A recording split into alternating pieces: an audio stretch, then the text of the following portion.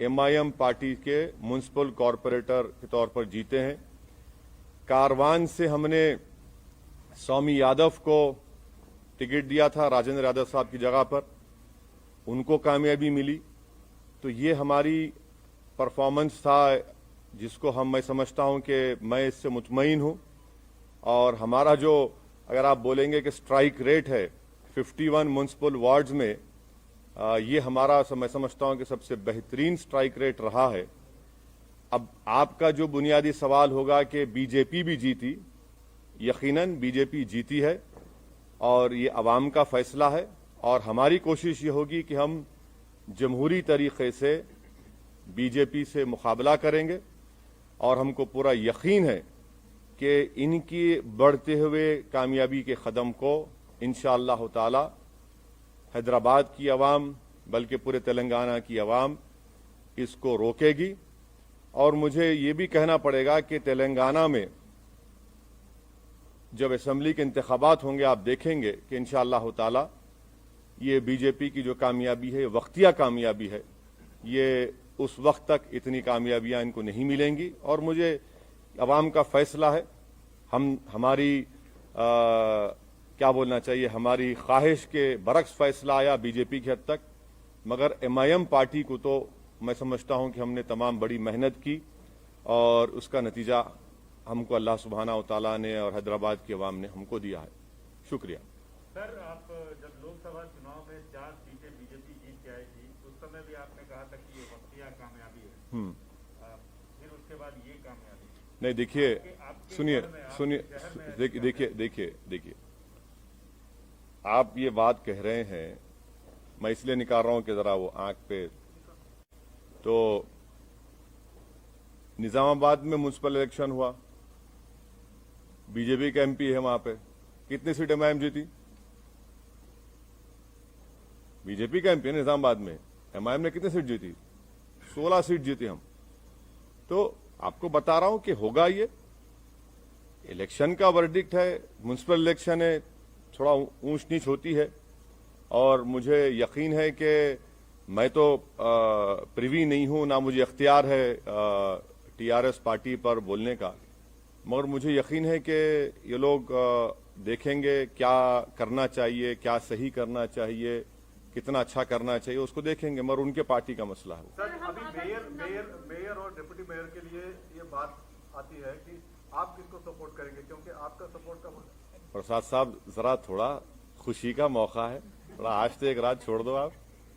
लेकिन बहुत अहम बात है। हाँ बिल्कुल है, नहीं हर चीज अहम है। इतनी बड़ी कामयाबी हमको जो मिली है वो यकीनन एक बहुत बड़ी कामयाबी हमको मिली है और हम फैसला करेंगे, बैठ के बात करेंगे। कल मैं हमारे पार्टी के तमाम जिम्मेदार हजरात से मैं उनसे बात करूंगा, उनसे मशवरा करूंगा, उनकी राय हासिल करूंगा, उसके बाद हम कोई फैसला करेंगे। यकीनन हमको फैसला करना है, हम करेंगे। सर, योगी आदित्यनाथ ने ये कहा है कि भाग्यनगर का भाग्योदय अब शुरू हुआ है और जेपी नड्डा ने भी ये कहा है कि 2023 में बीजेपी की सरकार होगी, केसीआर की करप्ट सरकार को हम निकालेंगे।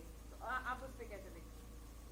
अब जाहिर है ये तो इस तरह की बातें करेंगे ना भाई। जहां पर योगी आए थे क्या हुआ?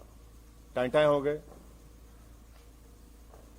सर्जिकल स्ट्राइक बोले थे ओल्ड सिटी के ऊपर, अब डेमोक्रेटिक स्ट्राइक हो गया बीजेपी के ऊपर। ये तो डेटा आपके सामने है, एम्पिरिकल एविडेंस आपके सामने है। हम तो योगी आदित्यनाथ से यही कहेंगे कि आप तो मुंबई गए थे, ज्यादा एक्टिंग मत करिए, हकीकत की दुनिया में आ जाइए और जो जुल्म वहां पर दलितों पर किया जा रहा है उसको खत्म करिए। जो खवानीन आप कॉन्स्टिट्यूशन के खिलाफ बना रहे हैं वो रोकिए। और मुझे यकीन है कि केसीआर गो हमारे अपोजिट पार्टी के हैं, मगर एक बात मानना पड़ेगा, एक रीजनल फेस है और वो रीजनल फेस आज भी इम्पोर्टेंट है, कल भी इम्पोर्टेंट रहेगा। और थोड़ा सा अगर वो लोग जो भी उनके चीजें सही करना है कर लेंगे तो he still very important and I am sure कि केसीआर जो है वो बीजेपी के ऊपर बहुत बड़े भारी पड़ेंगे आने वाले वक्त में। तो क्या आप उनको सपोर्ट करेंगे अगर मेयर की सीट चाहिए तो? मैं अभी आपसे कहा हूं मैडम कि जरा थोड़ा सांस लेने दीजिए, थोड़ा हमको अपनी इतनी बड़ी कामयाबी हमको मिली है, थोड़ा हमारे तमाम पार्टी के जिम्मेदारों से हमको अपनी उनकी खुशी का हिस्सा बनने दीजिए। और कल सुबह में हम तमाम पार्टी के हमारे जिम्मेदारों से, एमएलएज हैं, एमएलसीज हैं, सीनियर हमारे पार्टी के लीडर्स हैं, उन तमाम से बात करेंगे, मशवरा करेंगे और जो भी फैसला होगा आप तक पहुंचाएंगे। सर, आपने अपने घर हैदराबाद से अपील की थी जब चुनाव प्रचार कर रहे थे कि बीजेपी को यहाँ पर कंप्लीटली रिजेक्ट किया जाना चाहिए, लेकिन आप ही के घर में बीजेपी नंबर कहाँ देखिए, आप लोग नेशनल चैनल पे आपको बड़ी मोहब्बत हो गई असदुद्दीन ओवैसी के, ओवैसी के घर में। मेरे घर में कौन जीता? हम तो कह रहे हैं कि मेरे अंगना में तुम्हारा काम ही नहीं है। अरे ना, आप देखे सुनिए, आप बताइए, चलिए मेरे घर में कहाँ जीते? आपने कहा नहीं, आप नहीं, सुनिए एक बात सुनिए। आप जब कह रहे हैं तो आप बताइए कौन सी जगह पर। हम तो जहां योगी गए वहां हराए, जहां अमित शाह आए वहां हारे। आपने कहा था पुराने शहर में सर्जिकल स्ट्राइक करेंगे, हमने कहा डेमोक्रेटिक स्ट्राइक करेंगे, डेमोक्रेटिक स्ट्राइक हो गया। अब नेशनल मीडिया को बीजेपी के बाजा बजाने का इतना शौक है तो बजाइए आप, मगर हमारे कंधे पे रखकर बाजा मत बजाइए। आप खुलकर कहिए कि हम बीजेपी की बैंड पार्टी हैं, हम बाजा बजा रहे हैं। हम आपसे कहना चाह रहे हैं कि हमारे घर में बीजेपी का जो पोजीशन था वो क्या है, आप देख लीजिए। हम आपको फिर से कह रहे हैं कि हैदराबाद पार्लियामेंट सेगमेंट में 44 म्युनिसिपल डिविजन्स हैं। 5 साल पहले भी हमने 34 पर लड़ा था, 33 जीते थे। इस बार भी हम 34 लड़े हैं, 33 जीते हैं। अब आप बताइए, आप लोग तमाम माशाल्लाह से आइंस्टाइन के करीबी दोस्त हैं, मैथमेटिक्स में आप लोग बहुत अच्छे हैं, हम तो वीक हैं, इसीलिए हम पॉलिटिक्स में। आप बता दीजिए कि ये नंबर सही है गलत है। सर आप हमेशा हैदराबाद और तेलंगाना की जो फैब्रिक है, गंगा जमुनी तहजीब है, उसकी वकालत के मद्देनजर आप बीजेपी और फिरका परस्त ताकतों को रोकने की बात करते रहे हैं। उसी के मद्देनजर आप केसीआर को भी सहयोग करते रहे हैं कई चुनाव में, मतलब लोकसभा और विधानसभा में। तो इसमें तो नहीं था ना कोई अलायंस हमारा। नहीं, इसमें नहीं था। तो क्या थैंक यू। बीजेपी को रोकने के लिए जैसे आप वकालत करते हैं तो क्या आगे हाथ मिला सकते हैं? क्योंकि जो ये आंधी है, जैसा बीजेपी, आप आंधी बोलते? हाँ, बीजेपी आसमान देखिए कितना साफ है, इतना अच्छा मौसम है, ना हवा। देखिए सुनिए, ये लफ्ज आंधी का क्या मतलब? अरे भाई, अगर आंधी होती तो एमएलसी क्यों हार गए महाराष्ट्र में? महाराष्ट्र में हार, अरे ठीक नहीं जी, अरे भाई आवाम का फैसला है, मगर जरा अल्फाज का इस्तेमाल जो है ना, जरा उसके ऊपर देख कर करिए। आंधी कहाँ आंधी है भाई? अरे भाई, तूफान आपके सामने बैठा हुआ है, आप कहाँ आंधी की बात कर रहे हैं? सर, अब चार मीनार की तो बात हो गई, क्या आप कोलकाता के हावड़ा ब्रिज पर कूच करेंगे सर? नहीं, इलेक्शन लड़ना तो प्रसाद साहब मेरे लिए जरूरी है। मैं जब तक जिंदा रहूंगा मैं इलेक्शन लड़ता रहूंगा, और मुझे जीतने से या हारने से कोई मतलब नहीं है, मुझे लड़ने से मतलब है और मैं लड़ूंगा। अब रहा सवाल, आपके सवाल का जो स्पेसिफिक जवाब है, अब इलेक्शन से हम लोग थोड़ा हैदराबाद के इलेक्शन से फारिग हो चुके हैं, अब बैठ के बात करेंगे आने वाले एक 6-7 दिन में, और फिर इंशाल्लाह फिर अपना सफर शुरू रहेंगे। सर, यही फॉर्मूला आप वेस्ट बंगाल में, मतलब आपने कहा था सोमित देखिए, मैं आपके सामने कई मर्तबा इन पर्टिकुलर आपके तमाम से कहूं कि केरला में और आसाम में मैं नहीं जाऊंगा। ये मेरा एक डिसीजन है और हम उसके पाबंद हैं। वहां पर बदरुद्दीन अजमल साहब की AIDUF है, IUML केरला में है, हम वहां जाकर उनको डिस्टर्ब नहीं करेंगे। अगर कभी उनको गलती से मेरी जरूरत पड़ गई मुझ जैसे दीवाने की, तो वो मुझे कॉल कर ले, मैं आ जाऊंगा, नो प्रॉब्लम। सर, मतलब सर बीजेपी ये भी कह रहा है सर, ये बीजेपी ये भी सर बीजेपी नहीं, ये केरला और आसाम की बात कर रहा हूँ। वेस्ट बंगाल, तमिलनाडु में तो लास्ट टाइम लड़े हम लोग, एक सीट लड़े थे, वानियमबाड़ी की सीट लड़े थे हम लोग एक। बिल्कुल तमिलनाडु में लड़ेंगे, क्यों नहीं लड़ेंगे? इधर भी वो राइट साइड बहुत हो गया, लेफ्ट विंग भी है, एक सवाल ले लीजिए। लेफ्ट साइड भी है। सर बीजेपी ये क्लेम करता रहा कि एमआईएम का और मेनली जो टीआरएस का अलायंस है, मतलब इश्यू बेस्ड जो सपोर्ट था वो रूम के अंदर ही रहा है। तो मतलब सर ये तो इसका मतलब ये है, इसका मतलब है कि बीजेपी को ये मालूम कि मैं टॉयलेट में जा रहा हूं तो क्या हो रहा है? क्या बात है यार? सर जिस तरह से ये मुद्दे उठाए गए थे इस बार बीजेपी के द्वारा, जिस तरह का ध्रुवीकरण किया गया था, क्या आपको लगता है कि ये कहीं ना कहीं काम किया है और आने वाले चुनाव में जो इसे और ज्यादा मजबूती के साथ पेश करेगी बीजेपी?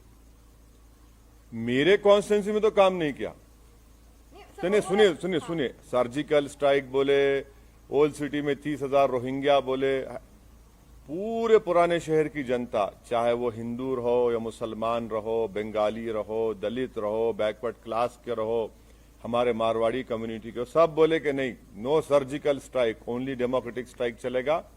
और यहां से हमने बीजेपी को हराया। सर अब दूसरी जगह का ये एक म्युनिसिपल इलेक्शन है। मुझे यकीन है कि मुझे कोई बता रहे थे कि केटी रामाराव, मिस्टर केटी रामाराव जो वर्किंग प्रेसिडेंट हैं, उन्होंने अपने पीसी में कुछ बातें कही हैं और मुझे यकीन है कि एक के चंद्रशेखर राव बहुत ही मंजेवे सियासतदान है, वो डायरेक्ट हर चीज का चार्ज लेंगे और वो देखेंगे कि क्या करना है क्या नहीं करना है, और उनके पार्टी का मामला है। अब जहां तक बीजेपी का मामला है, वो तो यही बात करते आएगी ना कि रोहिंग्या, बांग्लादेशी, अफगानी और सर्जिकल स्ट्राइक, जिन्ना, तो ये सब रिजेक्ट हो गया। जिसको जिन्ना बोले, पब्लिक बोली जिन्ना नहीं, वो हमारा जीना मरना हमारा एतमाद हम पर किया, हम कोर्ट दिया। तो ये तो चलता है, बीजेपी की अपनी लैंग्वेज कहां बदलेगी बीजेपी? सर मेरा सवाल ये है कि क्या आपको लगता है कि ओल्ड हैदराबाद और एआईएमआईएम को टारगेट करके कहीं ना कहीं बाकी का जो जीएचएमसी का इलाका था वहां पर जो है अब कहीं ना देखिए, कहीं ज्यादा पहुंचे? अब ऐसा है ना मैडम, अब किसी के घर में कल सुबह में भैंस या गाय दूध नहीं देंगी, मेरे को बोल दो आप, मैं जिम्मेदार हूं। सुबह कल मुर्गी पुकारेगी नहीं, सुबह 4 बजे, अरे शायद ओवैसी यहां से गया होगा। अरे छोड़ दीजिए ना, कहने हर चीज में आप लिखिए ओवैसी के घर में ऐसा हुआ, अरे मैं कहां जिम्मेदार हूं? मेरे घर का तो मैं रिकॉर्ड पेश कर दिया आपको, अब दूसरों को बताना पड़ेगा। कब तक आप लोग हमको इस्तेमाल करेंगे? भाई दिल्ली के स्टूडियो में बैठ के ओवैसी, अरे भाई छोड़िए हमको, हमारा रिकॉर्ड सामने है। हम लड़े 51, अगर हम लड़ लेते 80 तो क्या होता फिर? हाँ, ये भी तो सोचो आप।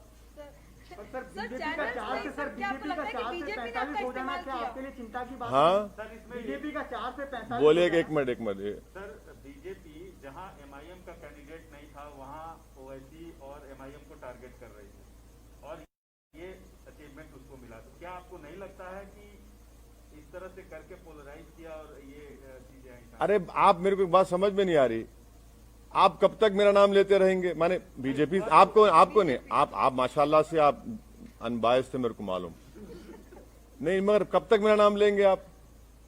भाई मेरा नाम कब तक लेंगे? भाई वहां पर जब 51 सीट्स में अगर मैं 44 जीत रहा हूं, आप मेरा नाम क्यों लेंगे? भाई मुझसे पूछिए ना कि आप 7 सीट पर क्यों हारे, वहां पर कितनी जगह और बीजेपी जीती, बता दीजिए, हम बोलने तैयार है आपको। मगर हर जगह पर असदुद्दीन ओवैसी, एमआईएम करना गलत है। वो नहीं, मैं जो भी कर रहे हैं वो गलत है, और अगर कर भी रहे हैं तो वो उनका नेगेटिव वोट है, वो कभी भी चेंज हो जाएगा, देखना आप।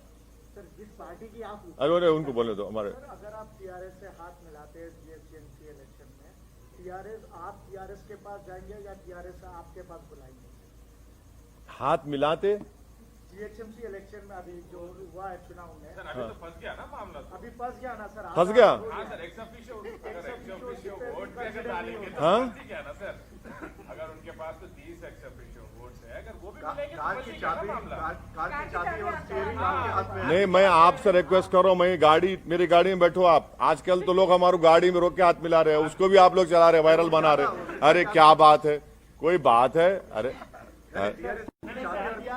कोई नहीं, हमारी गाड़ी अलग है, उनकी गाड़ी अलग है।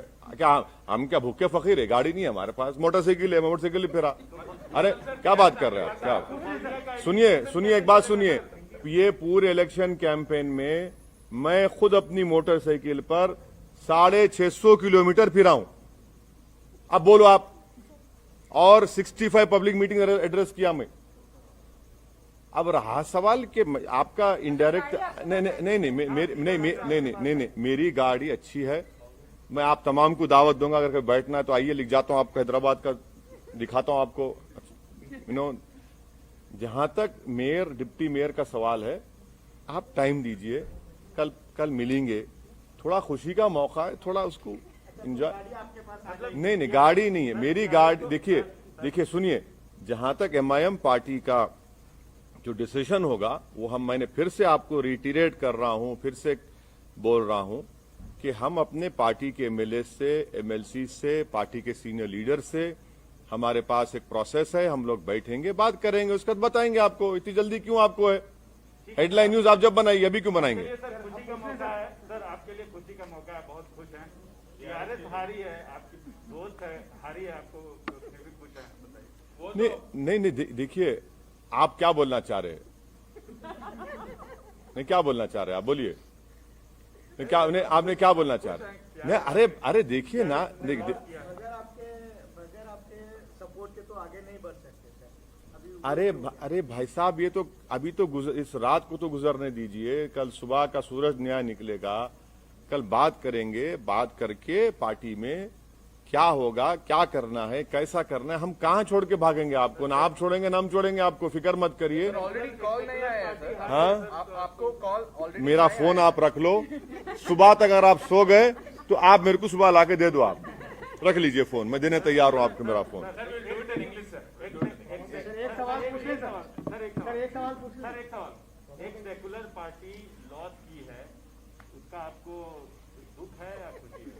हाँ, एक सेकुलर पार्टी लॉस की है यहाँ पे। नहीं, मैं आपसे कह रहा हूं ना कि यकीनन मुझे इस बात का पूरा यकीन है कि के चंद्रशेखर राव एक ना सिर्फ तेलंगाना बल्कि साउथ इंडिया का एक बहुत बड़ा पॉलिटिकल चेहरा है, और वो जब सामने आएंगे और आ रहे हैं, वो देखेंगे उनकी पार्टी का मसला है, क्या क्या हुआ, क्या नहीं हुआ, क्या करना चाहिए, कैसा करना चाहिए। TRS अभी भी तेलंगाना में रूलिंग पार्टी के साथ साथ एक फॉर्मिडेबल पॉलिटिकल पार्टी है, और एक तेलंगाना की जो रीजनल सेंटिमेंट है वो उसको रिप्रेजेंट करती है। उस बात को आपको समझना है। और यकीनन उनको नहीं मिली, वो नियरली 42-43 सीट्स पर उनको नाकामी मिली। मुझे यकीन है कि KCR इसको देखें, क्योंकि उस आदमी का पॉलिटिकल जर्नी मैं जानता हूं। जब मैं MLA था अकेला असेंबली में, जब से इनको देख रहा हूं, वो देखेंगे। सर जिस पार्टी की आप मुखालिफत करते हैं, सर एक सवाल ले लीजिए। अब ये आप कुछ पूछना चाह रहे हैं मैडम? एक सवाल, सर जिस